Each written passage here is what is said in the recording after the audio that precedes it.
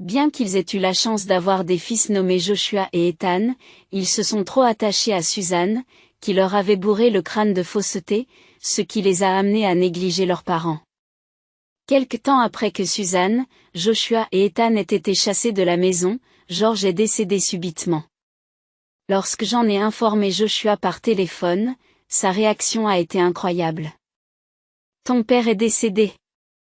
Laisse-toi faire pour les funérailles, maman. Je ne veux pas voir le visage de quelqu'un qui nous a mis dehors. Oui, et nous passons un bon moment ici, alors ne nous dérangez pas, dites simplement à la famille que nous ne pouvons pas venir à cause du travail ou d'autre chose. » J'étais abasourdi. Une semaine après les funérailles, j'ai reçu une lettre de George qui m'était adressée.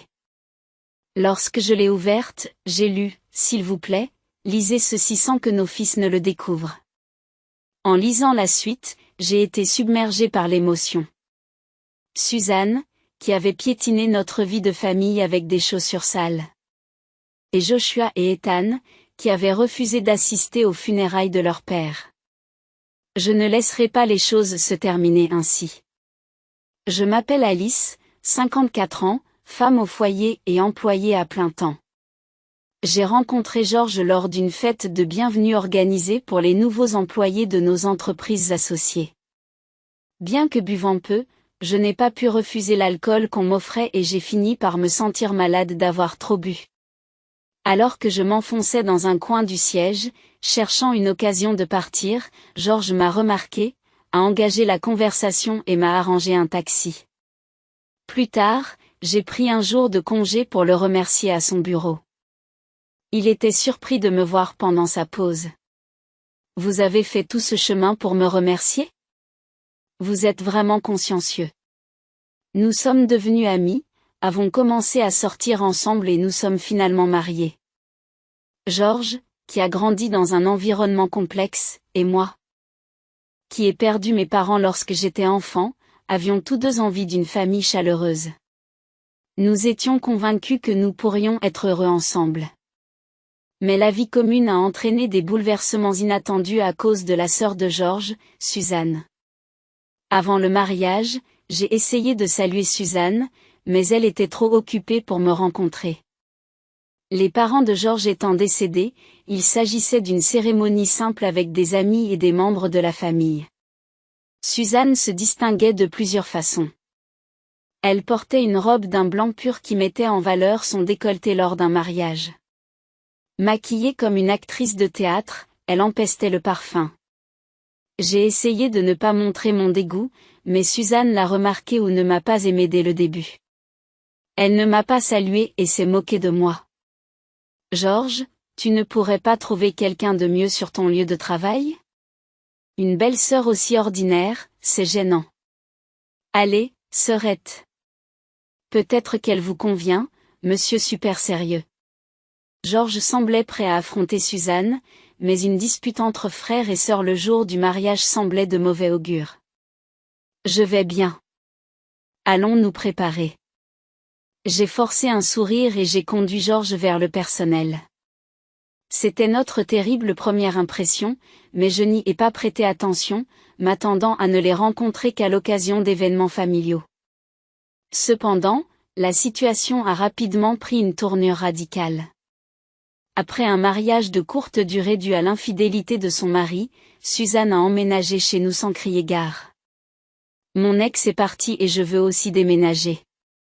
Nos parents ont vendu leur maison lorsque je me suis mariée, je ne peux donc pas retourner chez mes parents. Puis-je rester chez George pendant un certain temps ? George est visiblement frustré par l'appel de Suzanne. Sérieusement ? Pourquoi ne loues-tu pas un appartement ? Tu as reçu une grosse pension alimentaire, non ? Laisse-moi rester jusqu'à ce que je trouve un endroit sympa. Je veux prendre mon temps pour choisir, pas me contenter d'une maison délabrée comme vous. Mais 20 ans d'âge, vraiment ? Même si elle a un jardin et un garage, je n'en voudrais pas. Ça suffit. Elle est renforcée contre les tremblements de terre et rénovée. Il suffit de louer un appartement à la semaine. Je plaisante, tu es si sérieux. Je serai là ce week-end, mon bail se termine. En fin de compte, Suzanne est arrivée avec ses affaires et s'est installée sans rien demander. Le principal problème était qu'elle ne savait pas que nous nous occupions d'elle. Suzanne se comportait comme s'il s'agissait de sa propre maison, ce qui nous causait, à Georges et à moi, une grande détresse. Suzanne sortait tous les soirs, dormait jusqu'à l'après-midi. Elle passait ensuite le reste de la journée à se prélasser sur le canapé du salon, à jouer avec son téléphone ou à regarder la télévision sans y penser. Cette routine se poursuivait jusqu'à ce qu'elle sorte à nouveau après le dîner. Il m'arrivait de prendre un jour de congé et de rester à la maison, alors je sais que c'était sa routine quotidienne. Lorsque je rentrais fatiguée le soir après une journée de travail, Suzanne me demandait d'un ton mécontent, « Hey, est-ce que le dîner est prêt ? Et, le dîner est prêt ? Dans combien de temps sera-t-il prêt ? Dans environ 30 minutes. Si longtemps ? Dépêche-toi, tu veux ? Elle faisait aussi des remarques désobligeantes sur mon ménage, en disant des choses comme tu n'es pas très doué pour ça ou tu fais des économies. Je partage les tâches de nettoyage avec Georges, tu sais. Il est fatigué lui aussi. En tant qu'épouse, tu devrais faire toutes les tâches ménagères. Je ne voulais pas me plaindre de Suzanne à Georges et détériorer leur relation fraternelle, mais il a fini par remarquer mon mécontentement grandissant. Quand Georges m'a demandé et que je lui ai parlé du comportement de Suzanne, il est devenu furieux. Écoute. Suzanne. Ne t'avise pas de dépasser tes limites ? Vous n'êtes qu'une invitée. Oh, je ne fais que constater l'évidence. Suzanne répondit nonchalamment. Et commence à contribuer aux dépenses du ménage. Je suis encore sous le choc de la tromperie de mon mari. Comment puis-je travailler dans cet état ? Et vous voulez me faire payer ? Vous pouvez vous le permettre avec la pension alimentaire de 100 000 $ que vous avez reçue. Vous avez assez d'argent pour acheter des vêtements et sortir boire. Je n'ai pas besoin que mon frère me dise comment dépenser mon argent. Avec une telle attitude de la part de Suzanne, Georges et moi étions exaspérés. Mon rêve d'une vie de couple heureuse s'était transformé en cauchemar à cause de Suzanne. Georges et moi voulions avoir des enfants bientôt, mais peut-être à cause du stress causé par Suzanne, cela ne se produisait pas.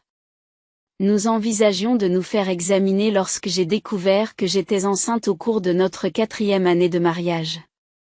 Des larmes de joie ont coulé sur nos visages. Georges en a profité pour suggérer à Suzanne de déménager. Suzanne, nous aurons besoin de plus d'espace quand le bébé arrivera. Il serait peut-être temps que tu déménages dans ton propre appartement.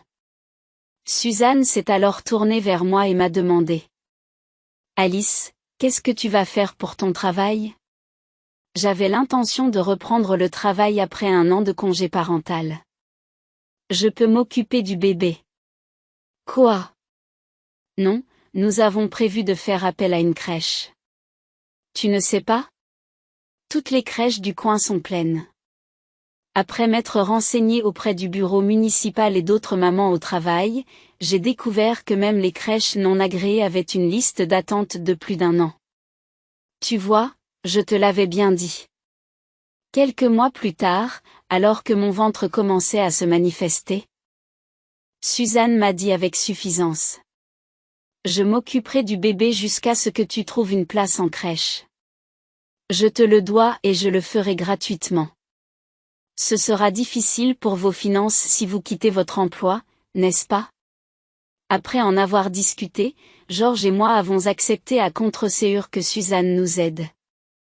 Honnêtement, j'étais très anxieux. Mais, étonnamment, Suzanne s'est très bien occupée de notre nouveau-né Joshua. Elle s'est bien préparée en recherchant des informations sur les garderies en ligne, s'est occupée de ses repas et de ses besoins quotidiens, et l'a même emmené dans des parcs et des centres communautaires. Elle s'est consacrée à Joshua. Il était évident que Joshua adorait Suzanne. Même après la naissance de notre 2e fils, Ethan, 2 ans plus tard, le dévouement de Suzanne n'a pas changé. Georges et moi étant très occupés par notre travail, nous lui étions reconnaissants de l'aide qu'elle apportait aux enfants. Mais au fur et à mesure que les garçons grandissaient, ils ont commencé à nous éviter de plus en plus ouvertement. Joshua, Ethan, vous voulez aller au parc d'attractions à la fin du mois? Non, on y va avec Suzanne. Et si on allait faire un barbecue pour l'anniversaire d'Ethan? Tu as dit que tu voulais le faire. J'ai hâte. Georges et moi nous sentions déchirés de voir nos fils si enthousiastes à l'idée de passer du temps avec Suzanne. Même lorsque Joshua et Ethan sont entrés à l'école primaire, nous étions reconnaissants à Suzanne de passer du temps avec eux pendant nos journées de travail. Même le week-end, lorsque Georges et moi sommes à la maison, Joshua et Ethan restent proches de Suzanne. Ils n'essaient pas de nous parler et agissent comme si cela n'avait pas d'importance que nous soyons là ou non, que nous jouions à des jeux ou que nous sortions avec elle. Les choses ont empiré avec l'âge de Joshua. Il montrait ouvertement son mécontentement, nous ignorait ou claquait même la langue lorsque nous essayions de lui parler. Un jour, Joshua a commencé à manger en jouant sur son téléphone, et lorsque je l'ai réprimandé, il m'a jeté un regard noir et m'a giflé. Lorsque je l'ai réprimandé, il m'a jeté un coup d'œil et m'a giflé. Tais-toi, vieille dame. Pendant un instant, je n'en ai pas cru mes oreilles. Mec, ça aurait été génial si Suzanne était notre mère. Elle nous donne toujours de l'argent et nous emmène dans des endroits. Oui, tout à fait. Naître avec des parents comme les nôtres, c'était un vrai fiasco. J'ai été choquée par leurs paroles, mais j'ai essayé de rester calme en répondant. Suzanne ne travaille pas bien qu'elle soit en bonne santé, ne contribue pas financièrement et ne fait que dépenser la pension alimentaire de son ex-mari. Et alors? C'est un style de vie auquel on peut aspirer, dit Joshua, l'air rêveur. Mais Suzanne nous a élevés, non? Se plaindre d'elle me semble bizarre. Oui, c'est vrai. Vous ne vouliez pas vraiment d'enfants, n'est-ce pas? Quoi? Je sais. Suzanne nous l'a dit. Vous nous avez eu juste parce qu'il le fallait. Ce n'est pas vrai. Georges et moi avons toujours voulu des enfants. Suzanne a proposé de nous aider jusqu'à ce que nous trouvions une garderie. J'étais désespérée dans mon déni. Je ne peux pas croire que tu me dises ça. Joshua a souri à ma voix étouffée. Vous êtes toujours si ennuyeux. Vous nous dites de faire nos devoirs, vous dites qu'on joue trop. Ouais, Suzanne a compris. Elle dit que c'est bien de ne pas faire de devoirs, et elle reste même debout avec nous à jouer jusqu'à l'aube. Suzanne n'est pas responsable de votre avenir. Votre père et moi disons ces choses parce que nous nous inquiétons pour vous, même si cela signifie que vous nous détesterez. Oui, c'est vrai. Vous êtes juste jaloux parce que nous sommes proches de Suzanne. C'est stupide. Peut-être que tu n'aurais pas dû la laisser s'occuper de nous. J'avais envie de pleurer. En levant les yeux, j'ai vu Georges debout sur le seuil de la porte, les poings tremblants. À qui crois-tu parler? Oh. Salut papa.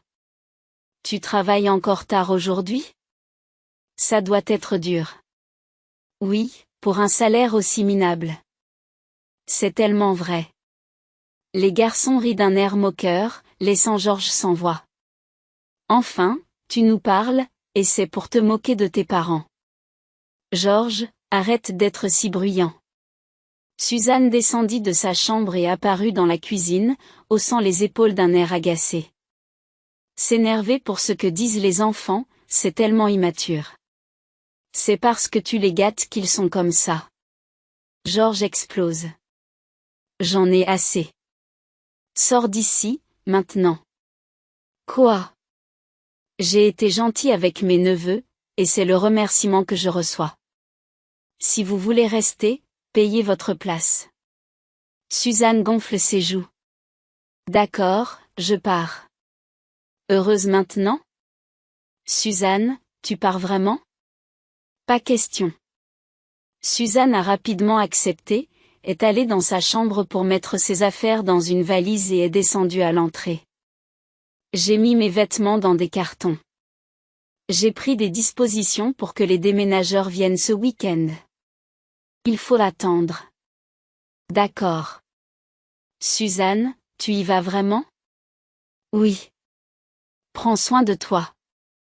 Elle a souri à Joshua et Ethan qui l'ont raccompagnée jusqu'à la porte, puis elle est partie. Mais il était trop tard pour combler le fossé qui nous séparait de nos fils.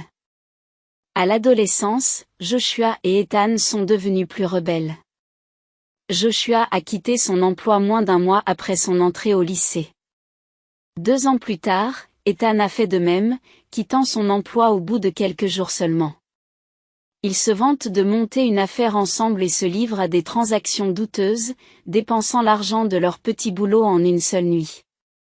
Après une énorme dispute, George les a chassés de la maison. Quand tu auras un travail, reviens. Il n'est pas question de revenir dans cet endroit.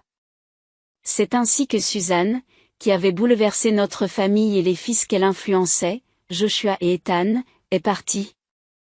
Et il ne restait plus que mon mari et moi. Je m'inquiétais de savoir comment Joshua et Ethan allaient, mais sans eux trois qui semaient le chaos, j'ai poussé un soupir de soulagement.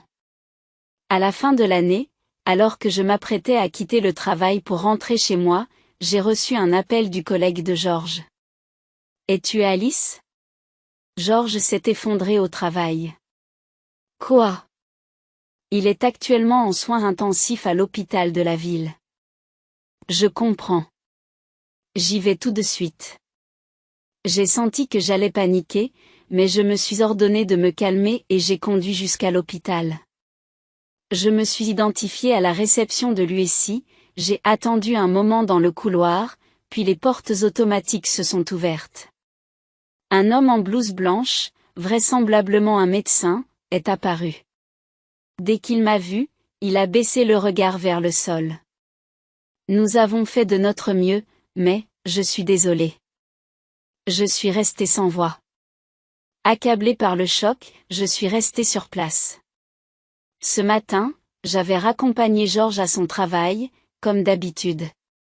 Gardez votre agenda ouvert pour notre anniversaire le mois prochain. Bien sûr. Le restaurant habituel? J'ai prévu une surprise pour cette année. Mais c'est le même restaurant. Je n'aurais jamais imaginé qu'une conversation aussi banale serait notre dernière.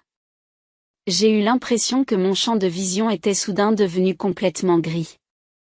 Suis-je le seul à vivre, à me demander s'il y a un sens à tout cela? Alors que je réfléchissais à des pensées inquiétantes au fond de mon esprit, j'ai décidé de contacter tout le monde de toute façon, Joshua, Ethan et Suzanne, et de les informer.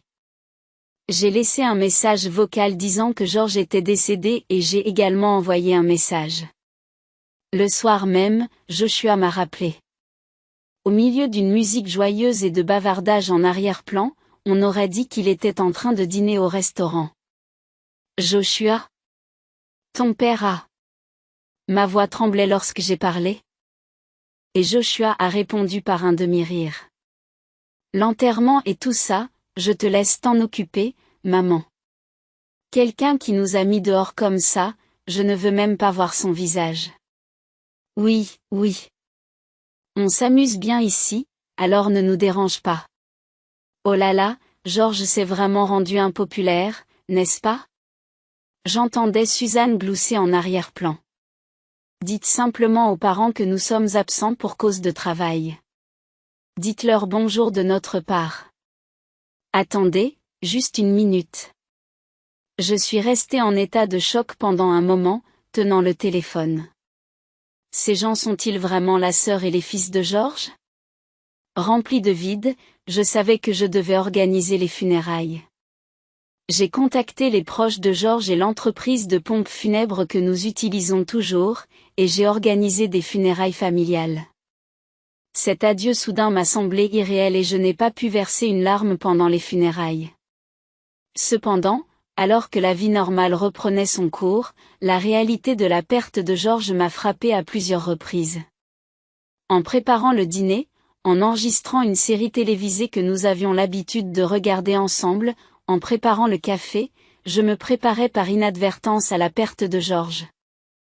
Je me préparais par inadvertance pour deux, où je commençais à lui parler, puis je me rendais compte que Georges n'était plus là, et je ne pouvais pas arrêter les larmes.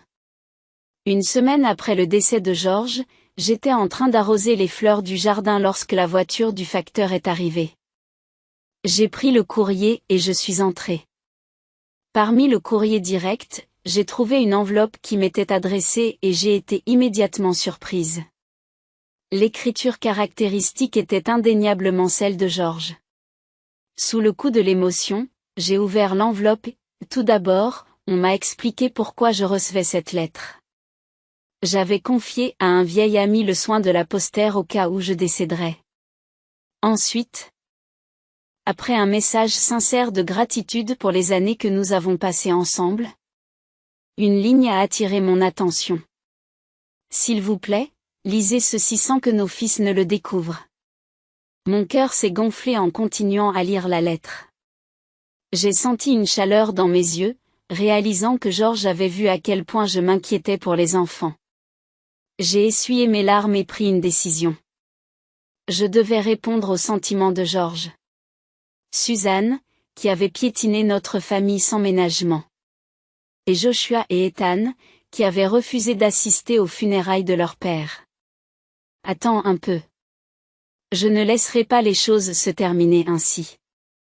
J'ai immédiatement agi. La lettre de Georges disait: il y a un paquet pour vous dans un coffre-fort à la banque près de la gare. Utilisez la clé ci-jointe pour le récupérer. Je te laisse faire le reste, Alice. À l'adresse indiquée dans la lettre, je me suis rendue à la banque et je suis entrée dans la salle des coffres située à côté des guichets automatiques.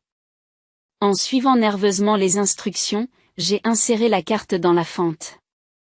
Après avoir entré le code PIN, une partie carrée de la table s'est ouverte, révélant le coffre-fort que Georges avait loué. J'ai utilisé la clé pour ouvrir le coffre et vérifier son contenu.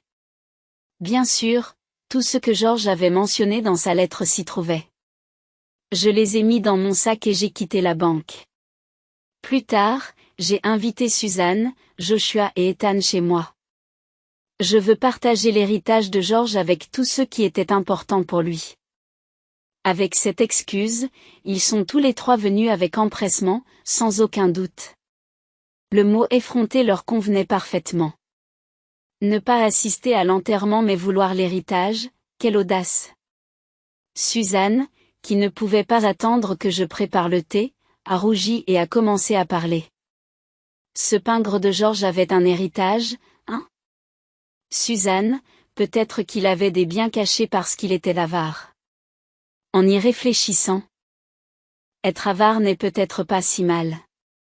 Je me demande s'il a transféré son héritage sur un compte. Quoi qu'il en soit, je suis ravie. Suzanne m'a alors souri. Tu as bien fait de prévenir ta belle-sœur. Enfin, je suppose. Maman, arrête de tourner autour du pot. L'héritage de papa, c'est des bijoux? Peut-être des lingots d'or? Alors qu'ils s'agitaient tous les trois, j'ai souri. Avant cela, écoutez ceci. J'ai placé un enregistreur IC et le téléphone portable de Georges sur la table à manger, ce qui a suscité l'étonnement de Joshua, Ethan et Suzanne. Le portable de papa, et ça, c'est quoi? Un enregistreur IC, c'est ça? Le genre utilisé pour enquêter sur les affaires. Je l'ai vu à la télé. Attends, est-ce que papa, avec cette tête, a eu une liaison?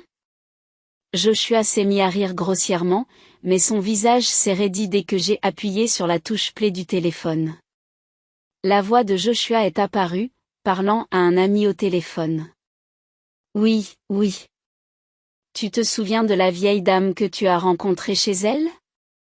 Elle s'appelle Suzanne, dit Joshua d'un ton manifestement enjoué. Elle porte tellement de maquillage et s'accroche à moi, m'appelant Joshua, mon cher. C'est dégueulasse, mais elle vous donnera de l'argent si vous la flattez. Vous savez, Les imbéciles et les vieilles dames ont leur utilité. Devant un Joshua figé, le visage de Suzanne s'est transformé en une image de fureur. Lorsque j'ai arrêté la lecture, Suzanne a demandé d'une voix furieuse, « Qu'est-ce que c'était, Joshua ? » Je ne sais pas. Un étranger, peut-être ? Ou alors c'est papa qui a enregistré cette voix off. Joshua a essayé de jouer les idiots, et Suzanne l'a engueulé. George était trop ignorant en matière de technologie pour faire quelque chose comme ça. Oh, je viens de me rappeler quelque chose que je dois faire. Je m'en vais, a dit Ethan en essayant de s'éclipser, ce qui m'a permis de présenter rapidement le deuxième enregistrement. Combien d'argent avez-vous obtenu de Suzanne ? 2000 $. Merde. Je n'en ai eu que 1000. Que as-tu fait ? Je lui ai offert un bouquet de roses et un sac de marque pour son anniversaire. Je vais peut-être lui donner une fausse marque. Elle ne peut pas faire la différence. Oui, tu as raison, disent Joshua et Ethan en riant aux éclats. Elle vit pour être couverte de cadeaux par les hommes, même à son âge. Elle a presque atteint la soixantaine, mais elle se croit encore jeune, croit toutes les flatteries des hommes qu'elle rencontre au bar et dépense une fortune pour eux. Elle est une cible facile. Stupide, en fait. Les deux calomnies n'ont pas de limite. La blondeur est risible, elle aussi. Elle rêve d'épouser une jeune pop star coréenne, malgré la différence d'âge. Même si c'est une blague, c'est tout simplement effrayant, ai-je ajouté. Au milieu des rires de Joshua et d'Ethan, l'enregistrement s'est brusquement arrêté. Ethan, avec un sourire forcé, a marmonné sur la défensive, « Mec, quand est-ce que papa a enregistré ça ? Et de l'exposer à maman après qu'il soit parti. C'est vraiment méchant. » Ouais. Il fait semblant d'être un bon gars, mais c'est à cela qu'on ne peut pas faire confiance. Même maintenant, il proférait des insultes sur George, ce qui me rendait furieuse. Alors que je m'apprêtais à parler, Suzanne leur a crié, « Vous osez vous moquer des gens ? Qui pensez-vous avoir élevé depuis que vous êtes enfant ? Ne vous moquez pas de moi. Vous voyez, c'est ce qui est si ennuyeux avec vous. Toujours à faire comme si on vous était redevable. » Exactement. Ça ne fait pas un peu vide, de dire ça ? Joshua et Ethan se sont moqués de Suzanne, et ses oreilles sont devenues rouges de colère. Maintenant, c'est ton tour, Suzanne. Avoir un bar préféré où aller, c'est plutôt agréable, n'est-ce pas ? Alors que j'attrape le magnétophone, le visage de Suzanne se crispe. Sans hésiter, j'ai appuyé sur play. D'abord, une musique entraînante, des vers qui s'entrechoquent. Un homme et une femme qui parlent. Puis la voix aiguë de Suzanne s'est superposée. C'est vrai. Mes neveux me tournent autour du doigt depuis qu'ils sont tout petits. Je leur ai raconté toutes sortes de bêtises sur leurs parents. Les enfants sont faciles à manipuler. Oh, Suzanne, tu es si intelligente. Félicitée par l'homme, Suzanne parle fièrement. Je suis célibataire. J'ai besoin qu'il s'occupe de moi dans mes vieux jours. Regardez mes neveux, ils sont beaux, non ? C'est vrai. Ils ressemblent à des mannequins ou à des pop stars. Impressionné, l'animateur est devenu plus bavard. Je rêve que mes neveux me nourrissent, m'emmènent dans des parcs d'attractions, et même qu'ils changent mes couches dans le futur. Waouh. Entrer dans un établissement ?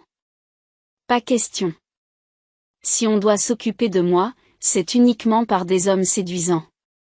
J'ai hâte d'y être. J'ai arrêté la lecture et j'ai regardé Suzanne. Sous le regard perçant de Joshua et d'Ethan, Suzanne s'est détournée. Mon frère et sa femme avaient donc tous les deux des passe-temps désagréables. Enregistrer de telles choses en secret. J'ai appris par des proches que tu étais en train de te promener et j'ai commencé à être curieux. Après tout, la pension alimentaire de votre ex-mari aurait dû s'épuiser au bout de 20 ans, mais vous êtes resté sans emploi. J'ai donc engagé un détective privé pour enquêter sur vos antécédents. J'ai expliqué. Et voici ce qui a été enregistré. Suzanne, vous êtes vraiment un sacré personnage. Non, pas drôle du tout. Vieille dame effrayante. Que pensez-vous de nous? Tandis que les soleils s'effondrent et se serrent les uns contre les autres, les yeux de Suzanne se rétrécissent sous l'effet de la colère. Taisez-vous. Je t'ai vraiment chouchouté. J'ai dépensé mon temps et mon argent précieux. Qu'y a-t-il de mal à attendre quelque chose en retour? De l'argent dépensé? Oh, tu veux dire ça? J'étale un livret de banque sur la table, ce qui fait briller les yeux de Joshua et d'Ethan. Oh! C'est enfin l'héritage?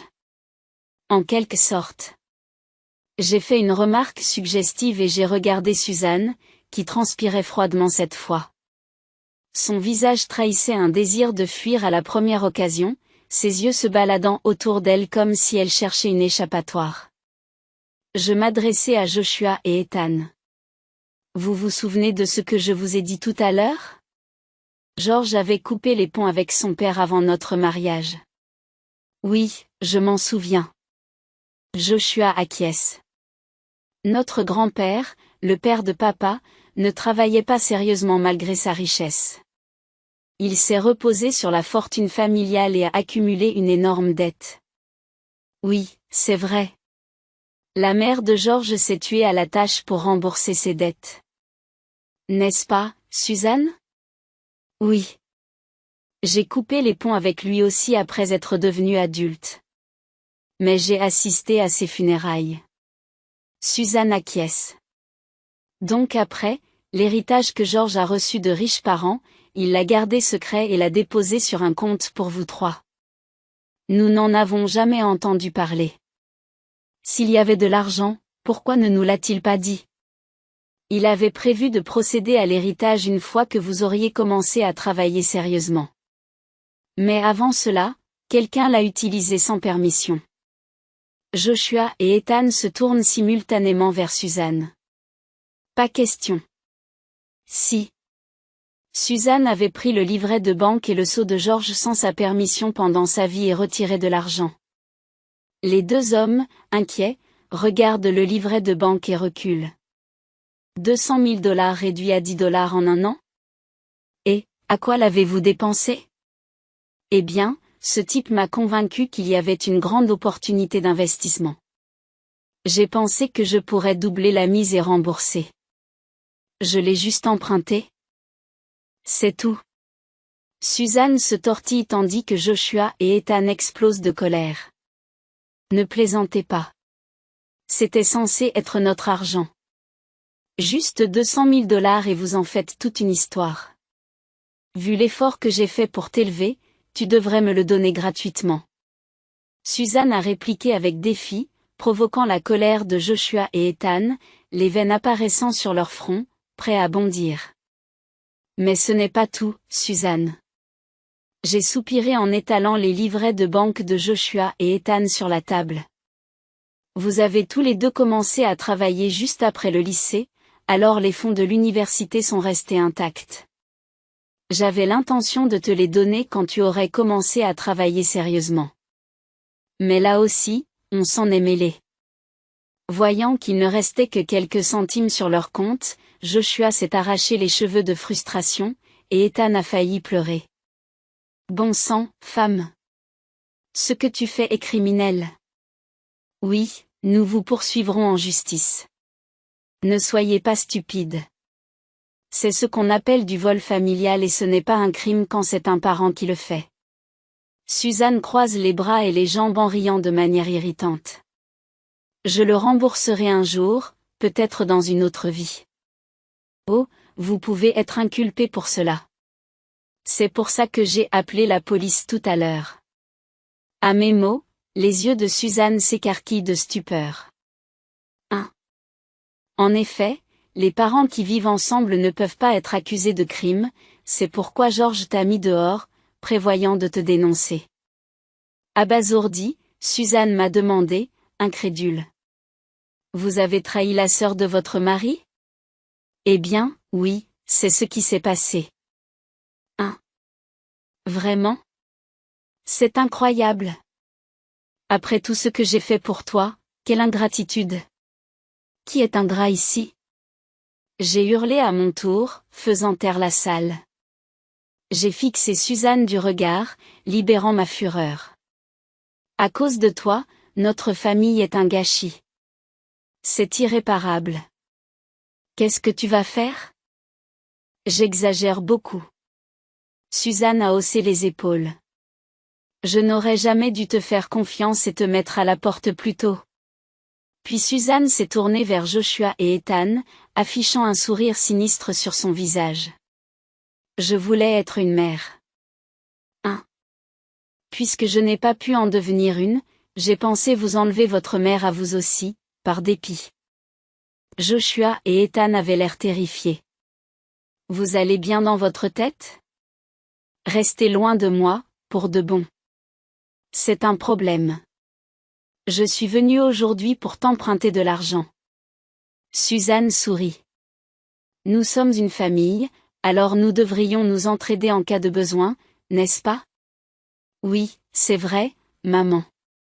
Soudain, Joshua et Ethan, qui étaient furieux il y a quelques instants, affichent un sourire. En fait, on est fauchés aussi.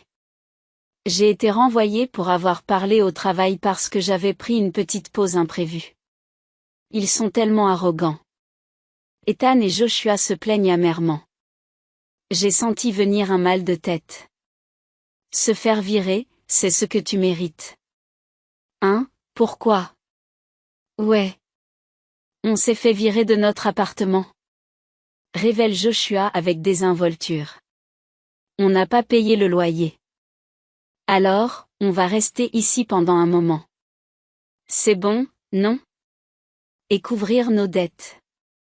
Une fois que nous n'aurons plus de dettes, nous commencerons à travailler sérieusement. Vous ne pouvez pas nous prêter environ 40 000 $? Vous travaillez, après tout. Face à leur demande effrontée, j'ai ressenti une bouffée de colère. Ne faites pas l'imbécile. Je n'ai rien à prêter à des fils sans cœur qui n'ont pas assisté à l'enterrement de leur père. J'ai refusé avec véhémence, mais ils ont persisté. S'il te plaît, maman. Si tu continues, je te dénoncerai aussi à la police. Ne remets plus jamais les pieds dans cette maison.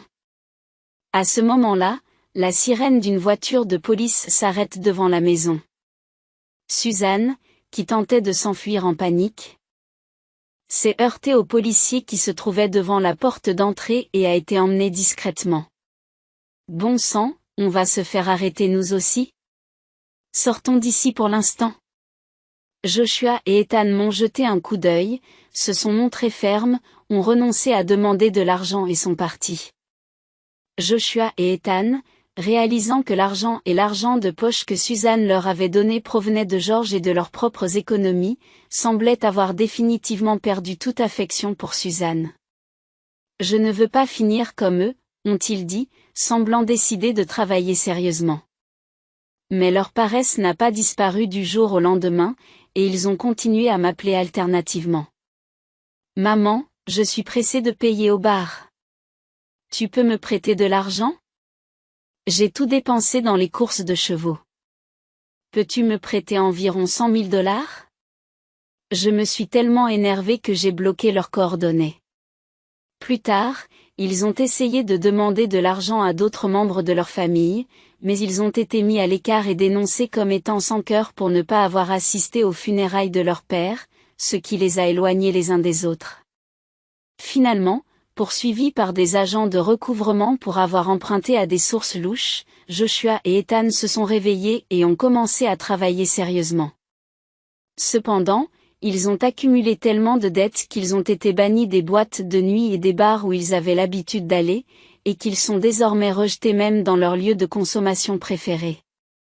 Nous avons perdu tout ce qu'il y avait d'amusant dans leur vie, se plaignent-ils. Suzanne, qui en était à sa première infraction, a payé une amende et a été rapidement relâchée. Cependant, l'incident lui a valu d'être largué par son petit ami.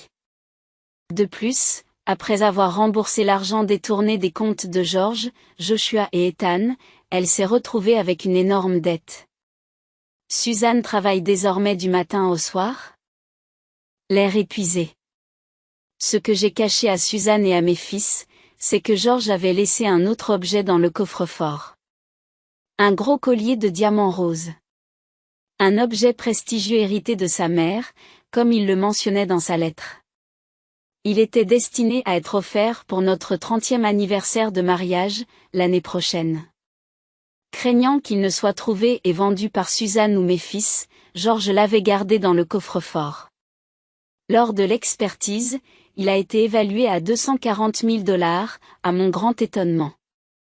Bien sûr, je ne le vendrai pas, c'est un cadeau précieux de George.